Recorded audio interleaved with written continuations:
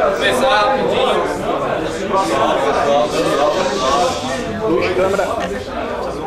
Olá, eu sou o Hugo, então o Wesley vocês conhecem, o Bruno também, esse é o Fabrício que está lá sentado e o Lameiro que participa lá do Dojo. A gente faz esse Coding Dojo toda semana lá no IME da USP, toda terça-feira, das 8 até umas 10h15, meia, 11 horas, varia, vai indo.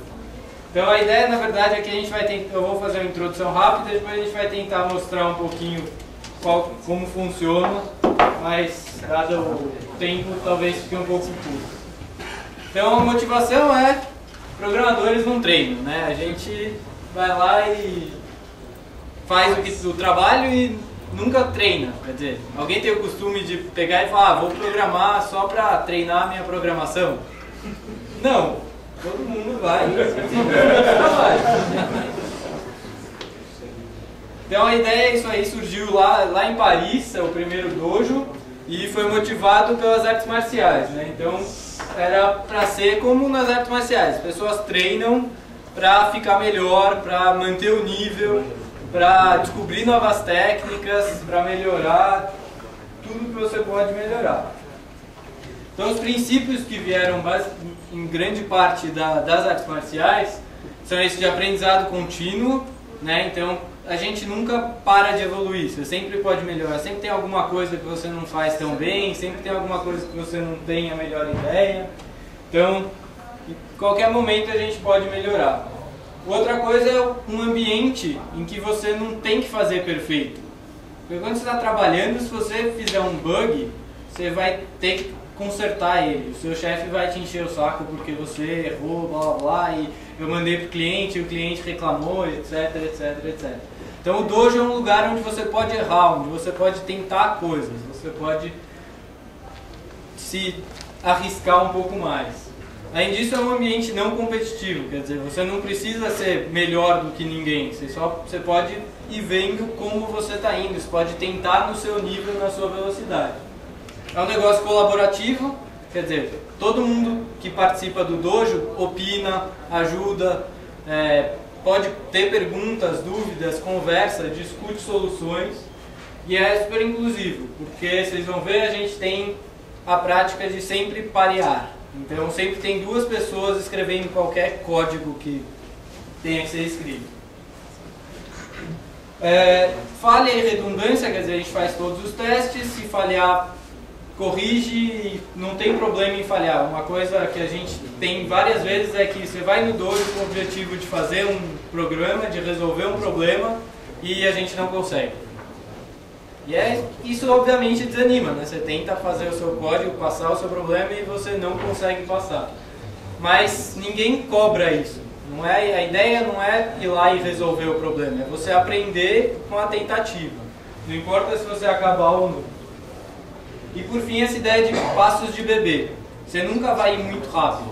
O seu dojo, justamente para ser inclusivo, ele tem que ir devagar e se você tem que aceitar tanto iniciantes, quanto pessoas mais intermediárias, quanto pessoas super experientes, quanto aqueles caras inacreditavelmente bons e rápidos. Todo mundo tem que conseguir participar do dojo, todo mundo tem que entender e todo mundo tem que poder se beneficiar. Então as regras gerais, como é que você monta um dojo, precisa de um computador, um projetor, ou a tela serve também. Mas normalmente é um pouco mais difícil ter esse monitorzão LCD grandão. Então, e ele é tudo baseado em TDD, né? Então, Test Driven Development.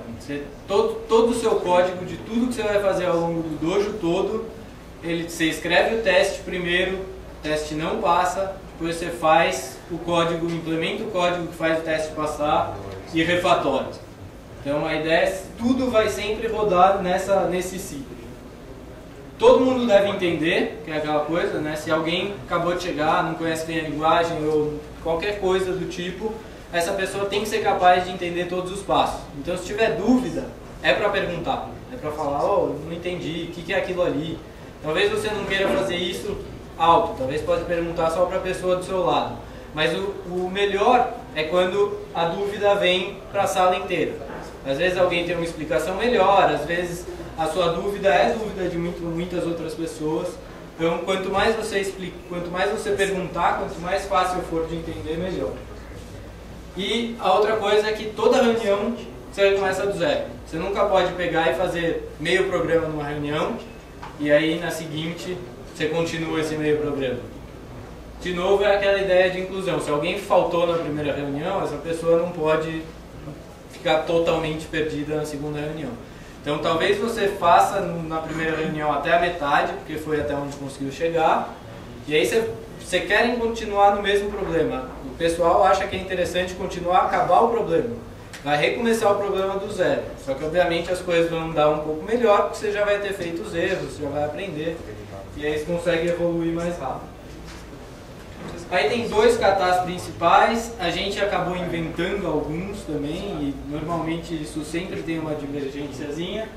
O primeiro é o kata, que não é o que a gente vai fazer aqui, que é uma apresentação de uma solução. Então alguém já foi lá, estudou um problema, resolveu o problema, e chega e apresenta para o pessoal que está assistindo, fazendo DDD, mostrando todos os passos, um por um, de como ele conseguiu chegar naquela solução elegante, com testes e como ficou legal.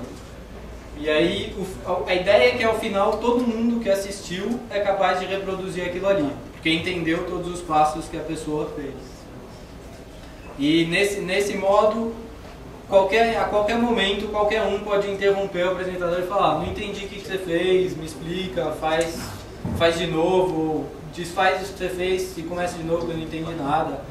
Então, qualquer interrupção para tirar dúvida é bem-vinda, porque o apresentador sabe exatamente onde ele está indo e o que ele está fazendo. E não tem nenhum problema, não tem nenhum momento em que as pessoas estão meio perdidas. Então, isso parece meio estranho, mas é por causa desse segundo formato. O Randori é uma coisa um pouco mais dinâmica. Nele é programação pareada, então ficam 2 pessoas programando, uma pessoa que é o piloto, que a gente chama, e o copiloto. O copiloto não está mexendo no teclado, o piloto está codando. Esse sistema funciona com turnos, então a gente deixa lá um clock rodando. No nosso caso a gente usa 7 minutos, às vezes é pouco, às vezes é muito. E as pessoas, durante esses 7 minutos, o par que está lá na frente tem que ou fazer passar o teste, se conseguir fazer passar o teste, refatorar. Se está tudo passando, está tudo refatorado, você vai lá e faz outra funcionalidade, incrementa o problema, aumenta, torna melhor. Após esse turno acabar, quem era copiloto, que não estava mexendo no teclado, vira piloto, então vai para o teclado. A pessoa que era piloto vai para a plateia e alguém da plateia vem para ser copiloto. Então a ideia é que todo mundo participa o máximo possível. Então, e é voluntário em geral, a gente faz uma listinha, quem quer se inscreve e pode participar. E aí, nesse caso, como tem um problema que tá uma dupla, é uma coisa muito mais dinâmica. Às vezes a dupla está um pouco perdida, ela não sabe como vai resolver o problema ainda e está escrevendo um pouco, meio que testando algumas coisas no código. Para evitar que a plateia influencie demais a dupla que está na frente, para evitar que quem esteja programando é a plateia e não a dupla que está na frente, a gente pede que os comentários, as dúvidas e as coisas sejam feitas apenas quando os testes estão passando, quando está verde. Então aí quando está verde, a plateia pode sugerir refatoração, pode perguntar o que aconteceu, por que ficou assim, e a ideia justamente é deixar essa dupla tentar resolver o problema. A gente descobriu que isso não funciona muito bem com brasileiros. Porque além disso, a ideia é que as pessoas não falem quando está vermelho para não ter essa influência. Só que o brasileiro não consegue ficar quieto. E é fato, a gente não consegue ficar quieto. Quando a gente está na plateia, a gente quer, nossa, mas por que ele não faz aquilo? Por que ele não faz isso? Por que ele não faz aquilo? E é muito difícil, a gente tenta se policiar. Então pra gente virou meio que uma boa prática. Não é uma regra, mas as pessoas olham feio se você estiver falando demais em vermelho. Essa é a nossa programação, que já não é mais verdade, nem um pouco.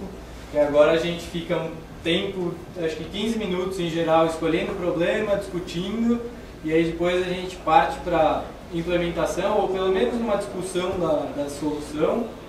E não tem mais break, porque a gente todo mundo reclamou que não dá tempo, a gente quer ficar mais, quer programar mais.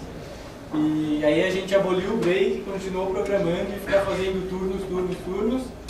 E aí o que era retrospectiva, que era das 9h40 às 10 horas, foi empurrada. Tipo, a gente para de programar lá pelas 10 horas, quando as pessoas já aceitam que tá bom, vai estar ficando tarde, então a gente para de programar e faz a retrospectiva até umas 10h15, 10h20.